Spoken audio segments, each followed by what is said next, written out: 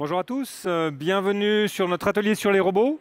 Aujourd'hui avec Fabien du Lutin User Lab. Voilà. Et Thierry du Carrefour Numérique, médiateur sur l'espace. Voilà, au Carrefour Numérique, c'est un espace qui se situe au niveau -1 de la Cité des Sciences, dans lequel vous pouvez venir développer vos projets. On accompagne des visiteurs qui souhaitent faire de la fabrication numérique au Fab Lab avec des imprimantes 3D, des découpeuses laser, et fabriquer toutes sortes de choses, et pourquoi pas des robots. Puisque aujourd'hui, on va parler de robots, mais du coup, on vous a apporté un certain nombre d'objets qu'on a placés là sur la table. Et ce qu'on aimerait bien voir un petit peu avec vous, c'est par rapport à ces objets, quels sont ceux qui sont des robots. Donc on va dire, ce sont des robots, vrai, faux, un petit peu à vous de dire. Alors on va peut-être demander dans la salle, est-ce que quelqu'un a une idée sur ce que sont ces robots? Qu'est-ce que c'est qu'un robot, d'après vous? Oui? Vas-y, on t'écoute. Alors, un robot, c'est une sorte de chose en plastique, oui. Donc on a plein de choses qui sont un peu en plastique. On a plein de choses là qui sont... Alors, c'est quoi les vrais, c'est quoi les faux? C'est quoi les faux robots? Alors par exemple, le premier, c'est un robot ou c'est pas un robot?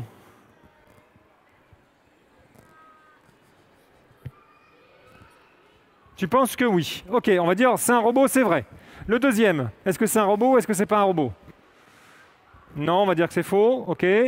Donc le deuxième ne serait pas un robot. Le troisième? Alors c'est un robot, c'est pas un robot. Non, c'est pas un robot. Ok, on va dire faux. Le quatrième. Le quatrième. Ça, c'est un robot ou c'est pas un robot? Oh bah oui, c'est un robot celui-là. Alors, on va dire que c'est vrai. Allez.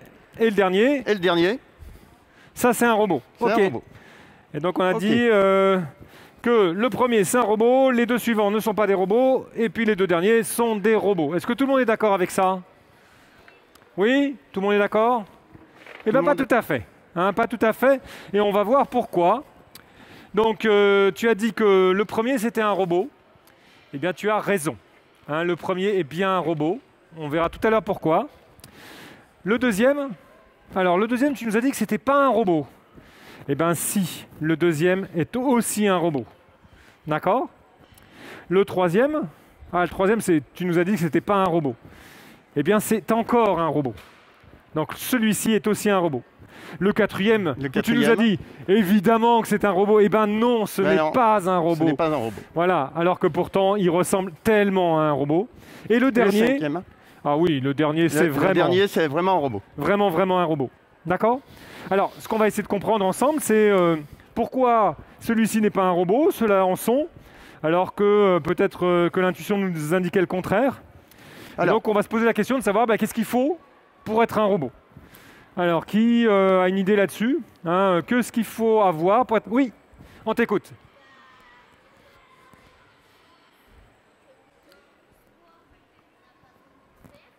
Alors, il faut que ce soit conçu par l'humain. Alors, c'est vrai que les robots sont conçus par les humains. C'est vrai. Quoi d'autre? Ils ont besoin d'une puce. Ah, il y a un truc intéressant là, dans cette histoire de puce. Il y a un truc intéressant là. Voilà, quand tu parles de puce, je suppose que tu parles de carte électronique, de programme. C'est ça, c'est une carte électronique. Voilà. Ok. Tu as raison. Pour être un robot, il faut avoir une carte électronique. Et en général, sur cette carte électronique, il y a un programme. Et donc, ici, on a une carte électronique, on peut la voir, elle est là. D'accord? Ici, on a encore une carte électronique, on peut la voir, elle est là. Voilà. Ici, il y a une carte électronique. Alors, on ne va pas le démonter celui-là. Oui, on ne peut pas. Celui-ci a bien une carte électronique. Et celui-ci aussi a une carte électronique. Voilà, il y en a plein. Donc, en fait, ils ont tous une carte électronique et pourtant, il y en a un qui n'est pas un robot. Donc, avoir une carte électronique, c'est indispensable, on va dire. Mais ça ne suffit pas. Qu'est-ce qu'il faut avoir encore pour être un robot? Il faut vraiment quelque chose pour que ça soit un vrai robot.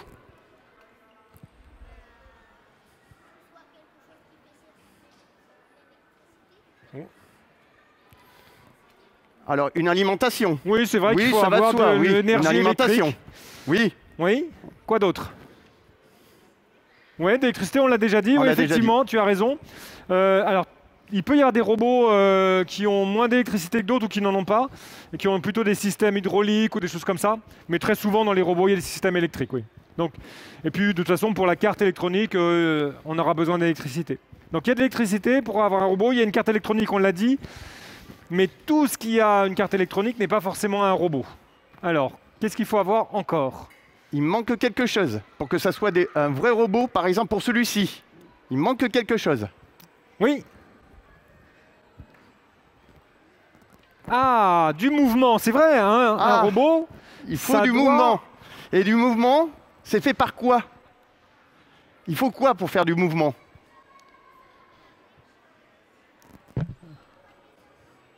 Alors, c'est vrai que dans un manège, il y a des systèmes mécaniques, Oui. mais surtout, hein, pour pouvoir faire bouger un robot, on a besoin... Oui. Des bras, pas forcément des bras, ça peut être autre chose. Il a des jambes celui-là. Ouais, et celui-là, il a des roues. Ouais. Hein, donc pas forcément des bras, mais dans tous les cas, pour pouvoir se déplacer, pour pouvoir bouger, il va falloir des moteurs. Oui. Alors, un ordinateur, on va dire carte électronique, ordinateur, c'est un peu la même chose. Voilà. D'accord, hein, mais un robot doit avoir donc un système électronique, il doit avoir des moteurs. Donc on appellera pour l'instant, ça suffit pas encore. Oui. Hein, parce que tout cela... manque quelque chose. Voilà, tout cela quelque chose d'important. Des moteurs, un système électronique, et pourtant, tous ne sont pas des robots. Alors, qu'est-ce qu'il faut en plus? Pour l'instant, on a un automate là. Oui, on va dire. C'est vrai. On a un automate. On appelle ça un Tout bête. automate, donc quelque chose qui est capable de se déplacer. Mais le robot a quelque chose de plus, qui fait toute la différence. Voilà, et que n'a pas celui-ci. Alors, j'ai des moteurs, j'ai une carte électronique. Qu'est-ce qu'il faut avoir en plus pour être un robot? Oui. un quoi? Ah, c'est vrai, tu parles du programme, c'est intéressant. Oui. En fait, le programme, on va dire que c'est ce qui est sur la carte électronique. D'accord? Voilà.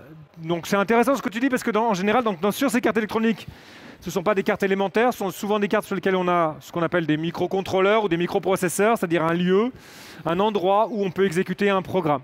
Donc, un robot, ça a des moteurs, un système électronique avec des programmes, et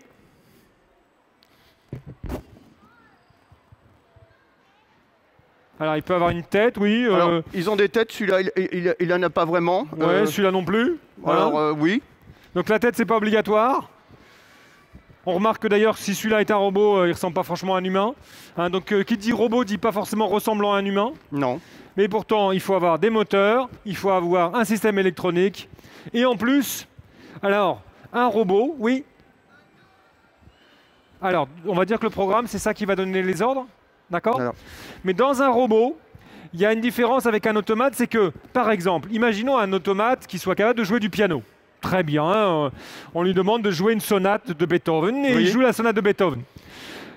La différence qu'il y aura entre un automate et un robot, c'est que si on enlève le piano, l'automate continuera à jouer, même s'il n'y a plus de piano. Alors que le robot dira « Mais qu'est-ce que tu as fait du piano ?» Voilà, parce que le robot a en plus la capacité de percevoir son environnement. Donc pour faire un robot, il faut avoir des moteurs, un système électronique, mais il faut aussi avoir des capteurs afin de pouvoir trouver dans l'environnement, récupérer de l'information et ainsi pouvoir s'adapter à son environnement. Un robot est capable d'avoir des capteurs pour s'adapter à son environnement et c'est toute la différence parce qu'il va prendre des décisions en fonction de ça. Et ça va lui permettre d'interagir avec son environnement. Voilà. Et de prendre des décisions. On a tout. On a tout. À partir de là, on a un vrai robot. On n'a plus un automate puisqu'on a un capteur. Alors, donc sur ce robot-là, on a une carte électronique. On va avoir des petits capteurs. Là, ce sont des photorésistances. Donc, c'est des capteurs qui vont pouvoir capter et on va pouvoir avec mesurer la lumière. Et puis, il y a un petit moteur qui va s'adapter. Sur celui-ci, c'est un sonar. On ne le voit pas, mais c'est les deux yeux, là. Et ça lui permet de voir tout ce qu'il y a devant lui, des obstacles, de tout. Voilà. Sur celui-ci, il y a une caméra. Et il y a l'infrarouge, je crois. Voilà, un télémètre infrarouge. Donc il peut aussi mesurer des distances, repérer des objets. Voilà. Sur celui-ci, comme on a dit que c'était un faux, il n'y a rien. Et sur celui-ci, par contre, il y en a beaucoup. Il y a des caméras, il y a un sonar, il y a ici deux petits bumpers, on appelle ça comme ça, c'est pour voir les objets en bas. Et il y a aussi des capteurs tactiles un peu partout. Voilà. Donc lui, il voit son environnement aussi comme ça. Et il prend des décisions comme ça. Voilà. Alors, est-ce qu'on peut se regarder quelques robots supplémentaires? Alors oui. Qui sont pas des robots d'ailleurs. Voilà, donc... c'est quoi ça? Alors, ce que vous avez sur les écrans là-bas. C'est quoi? Qu'est-ce que c'est?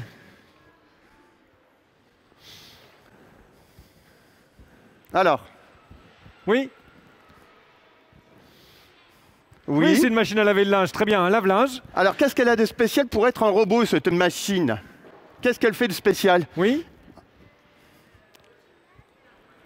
Alors, en fait, ce lave-linge, il sert à laver le linge. Hein. C'est pas un robot il lave le particulier.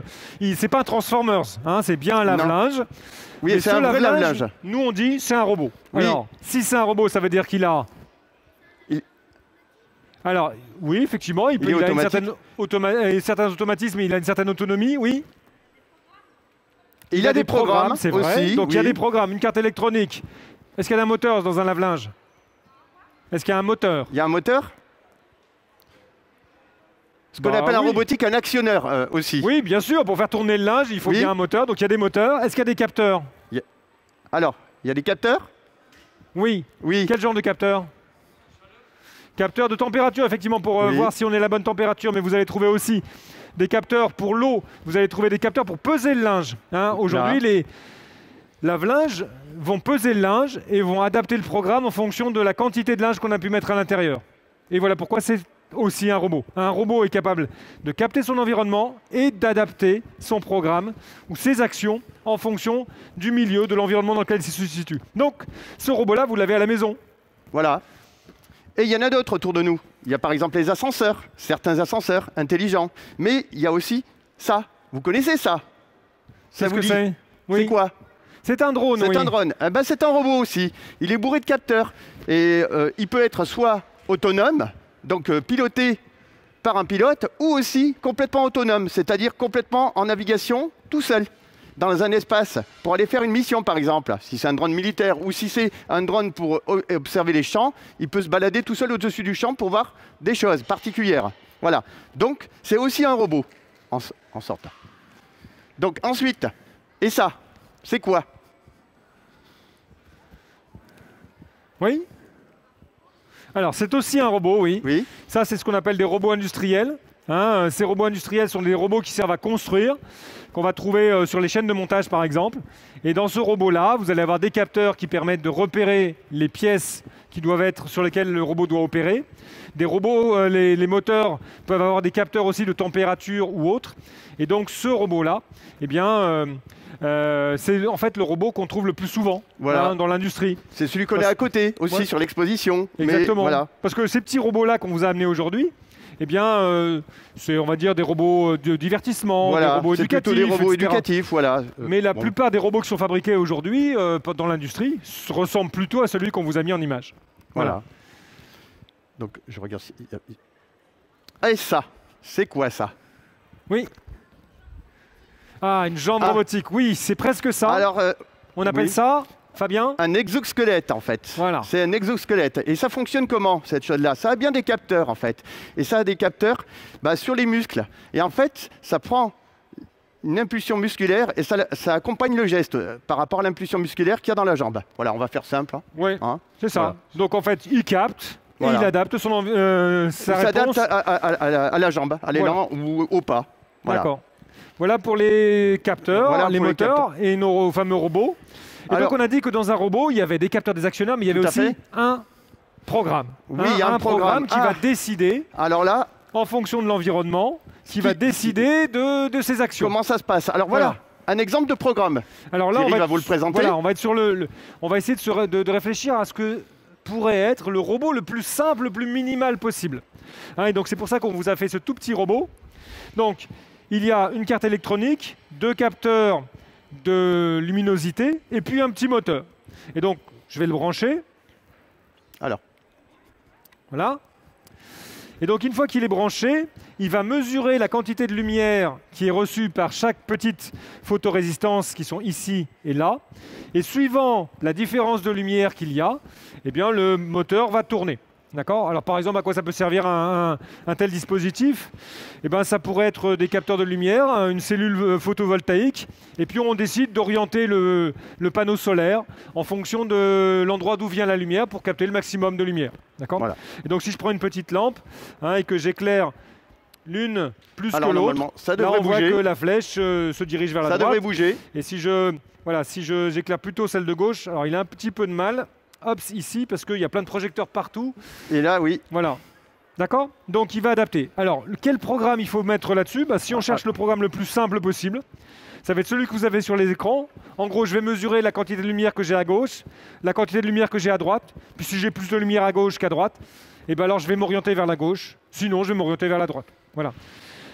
Donc ça, c'est vraiment, on va dire, le programme le plus simple qu'on peut imaginer pour faire fonctionner un robot. On a un capteur, on va prendre connaissance de la valeur de ce capteur et on va réagir en fonction de la valeur.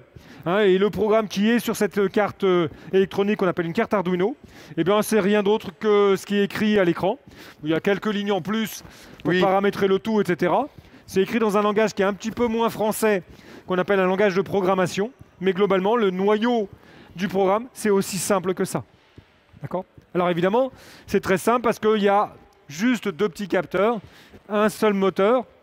Dès qu'on passe sur des robots plus complexes, l'environnement est lui aussi plus complexe et on peut avoir des programmes qui sont beaucoup plus importants.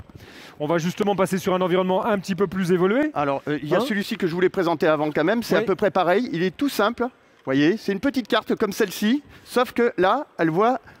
Donc, c'est un sonar qui voit les objets qu'il y a devant lui. Et donc, il se déplace, ce petit robot, en évitant les obstacles, je suppose, voilà, et en voyant tout ce qu'il y a devant lui. Et il a bien des moteurs, même si on ne les voit pas, ils sont là.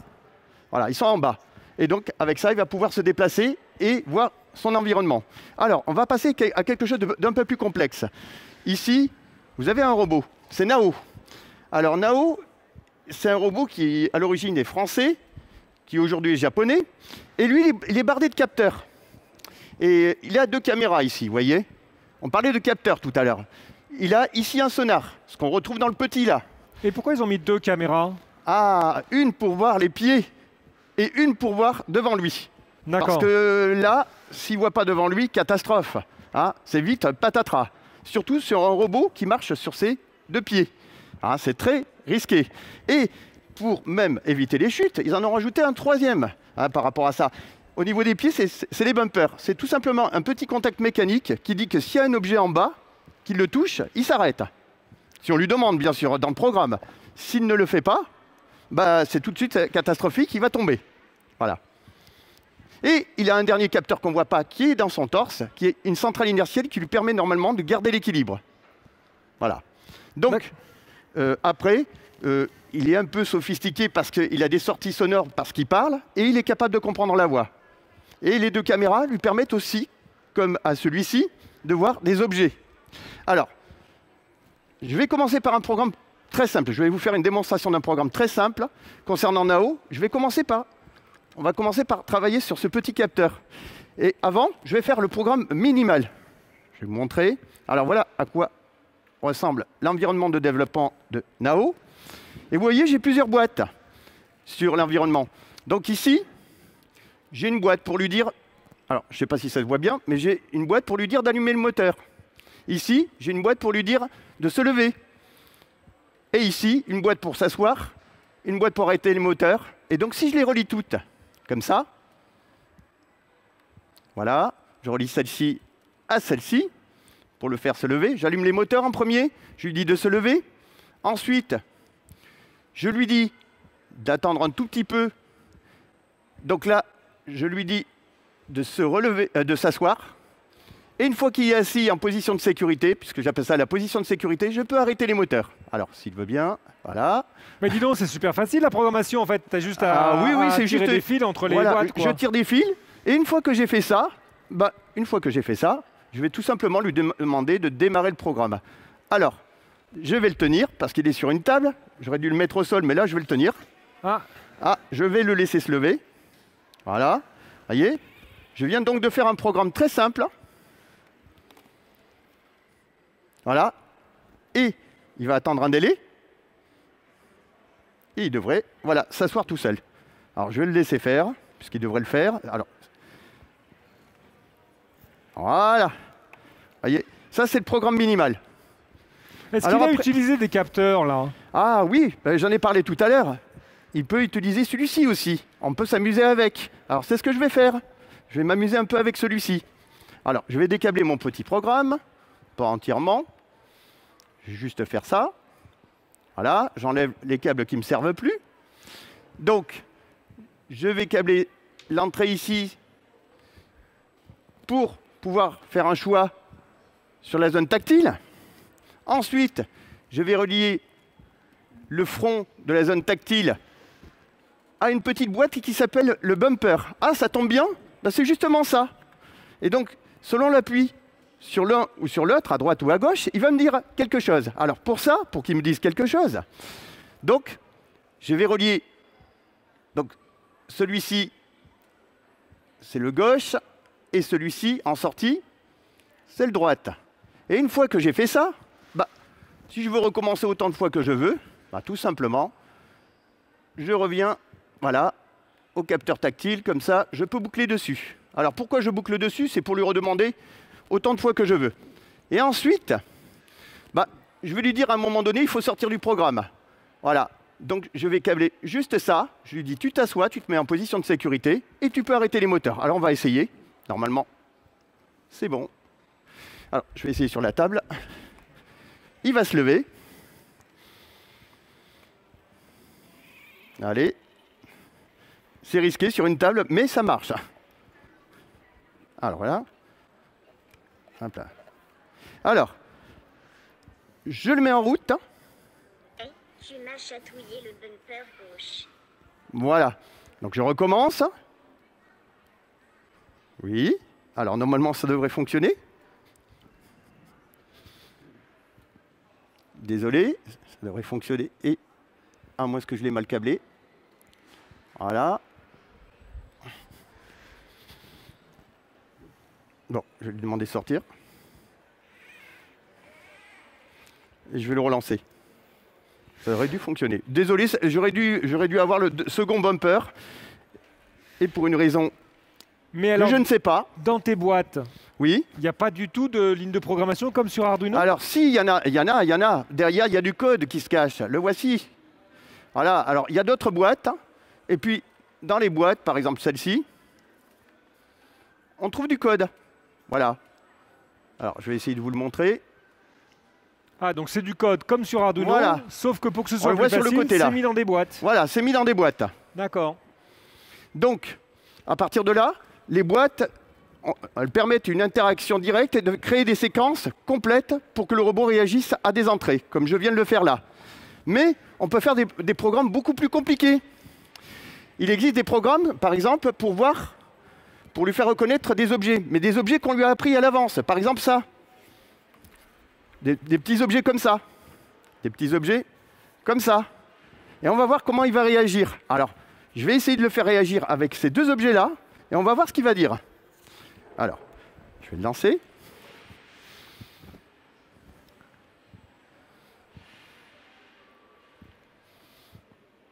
Et du coup, à chaque fois, tu lances un programme À différent. chaque fois. Alors là, le programme est embarqué, parce que bon, c'est plus simple. Et donc, je vais prendre ce petit programme. Voilà. Alors, il va se lever. Alors, je le tiens un tout petit peu, parce que, Bonsoir. voilà, il dit bonsoir. Bon, vous avez entendu? Bon, ça va. Donc, je vais le lever. Montre-moi une image. Alors, je vais essayer, ça n'a rien d'évident. Ah, celui-là, cela fait des années qu'il se prend pour un robot. Mais il est utile. Vous êtes d'accord? Vous êtes d'accord, il est rudement utile quand même dans la cuisine. Hein, mais il se prend pour un robot, c'est vrai. Ça fait des années qu'il se prend pour un robot. Mais est-ce que c'est vraiment un robot, hein? Certainement pas. Par contre, hein, Montre-moi une image. Ah, c'est moi et je suis certainement le plus beau robot du monde. Ah, bon, quel Nao se jette un peu frimeur. des fleurs. Hein. Toujours pas d'image. Ah, voilà, évidemment. Montre-moi une image. Là, évidemment, je lui montre plus d'image, donc il rouspète. Voilà. Donc ça, c'est un programme un peu plus complexe. Alors, ce que j'ai fait pour le créer, c'est que je lui ai appris ces images. On les a mis dans une base de données. Et en fonction des images, bah, il va faire comme pour les bumpers. Si je lui montre celle-ci, bah, il va dire la phrase que je veux. Derrière, il va prendre une décision de dire la phrase que je veux, c'est-à-dire celle où on a entendu « celui-ci se prend pour un robot depuis des années, mais est-ce que c'est vraiment un robot? Peut-être pas. » Et par contre, celui-ci, eh ben, il se jette des fleurs à lui-même. Voilà. Voilà, voilà. Donc, en fait, c'est des programmes un peu plus complexes. C'est de la vision artificielle, on appelle ça. Et cette capacité qu'a ce robot, bah, ça peut lui permettre aussi de reconnaître d'autres objets importants dans un environnement et de réagir en conséquence. On parlait de tout à l'heure de réaction. Bah, la caméra, c'est aussi un capteur, un peu hybride, on va dire, mais qui permet de reconnaître des choses et de prendre des décisions en conséquence. Je vais en présenter un autre. Alors, peut-être, oui, alors non, j'ai dit un autre, mais celui-là, je vous le réserve pour la fin. Alors, j'ai oublié de parler d'une petite chose. Les degrés de liberté.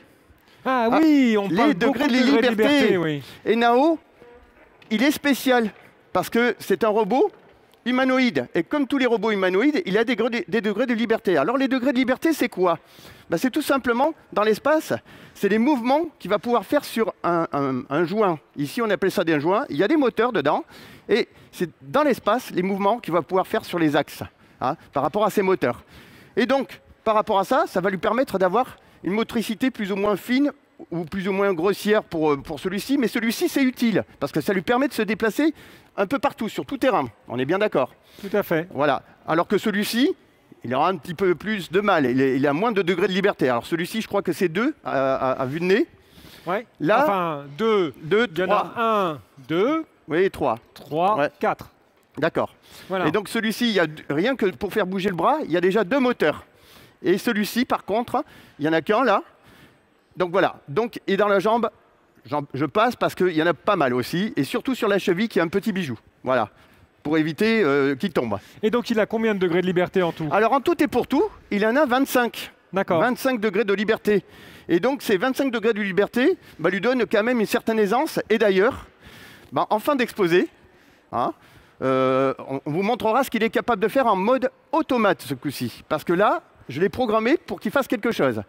D'accord. Voilà. Donc 1 degré de liberté, si on rappelle bien, c'est une articulation. Voilà, c'est une jointure Donc ici. derrière, ça correspond à un moteur Un moteur. qui va faire un mouvement, Voilà. en général de rotation, quoi. Voilà, D'accord. sur l'espace dimensionnel. Hein. Il va se déplacer d'une certaine manière, le moteur, pour donner ce degré de liberté et pour qu'il fasse quelque chose de bien particulier. D'accord, on a dit 25 pour le robot Nao. Oui. Et pour nous, humains... Ah, ben pour nous, c'est énorme. C'est énorme. Hein. L'anatomie humaine, j'ai pas le chiffre. Hein. Désolé, je ne l'ai pas en tête, mais nous, c'est énorme parce qu'on a des muscles de partout. Et donc, effectivement, même notre visage est capable d'avoir des degrés de liberté. Il est capable de faire des mimiques, il est capable d'exprimer des émotions. Nos mains sont capables de faire des choses inouïes. Alors nous, on dépasse largement le robot sur ce point-là. On a la capacité aussi de faire quelque chose que le robot ne sait pas faire, des mouvements de motricité très fines, alors que lui, il ne sait pas faire ça. Pas encore du moins. Mais il y en a qui commencent à savoir les faire. Alors voilà. Donc par rapport à ça, Nao, il est capable de faire des choses, mais pas tout encore. C'est un robot humanoïde. Hein. Et donc, ce qu'il a en plus, et là je ne vous l'ai pas montré, c'est dommage, c'est qu'il est capable de comprendre la voix. Il est capable de reconnaître aussi ce que l'humain lui dit et d'interagir avec lui. Malheureusement, je n'ai pas fait de démonstration là-dessus. C'est même un de ses points forts. Mais si vous voulez voir, hein, à côté, il y a l'exposition robot. Et justement, vous pouvez avoir une interaction avec un Nao. Alors, Voilà. il nous reste très très peu de temps. Oui. Peut-être qu'on pourrait en profiter pour finir en demandant à Nao de nous faire une petite démonstration. On va lui demander de faire ce que je vous ai disais à la fin. On va le mettre en mode automate ce coup-ci. Pas de capteur. Et il va faire bêtement ce qu'on appelle une danse. Là, il n'y a pas de véritable programmation avec une prise de décision. C'était tout simplement, il déroule un programme avec une danse qui est programmée à l'avance. Alors, je vais la remettre là. Elle est ici. Alors voilà la danse. Alors je suppose que vous avez... Il l'a lancé. Non. Non, visiblement non. Je voudrais qu'il la lance. Oui, c'est parti. Je vais le tenir un petit peu parce que la table... Si, ça va le faire.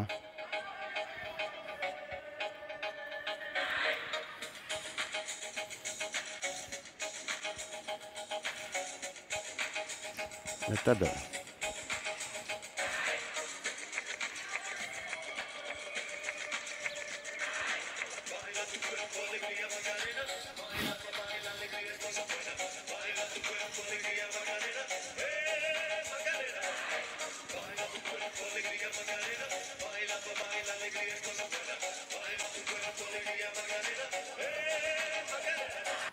Voilà. Bon, vous voyez, un robot en mode automate. Voilà. On parlait d'automate tout à l'heure. Vous avez vu un automate là. Voilà. Un peu comme à Euro Disney. Voilà. Nous vous remercions. Donc, nous remercions les gens sur Internet aussi. Un petit coucou à eux aussi. Et merci aux gens qui sont venus sur place. Merci à vous. Et pour ceux qui sont là, on est là pour les questions si vous avez besoin. Voilà, si vous avez des informations supplémentaires à si vous avez des questions. Voilà. Merci beaucoup. Bonne journée, au revoir. Bonne journée.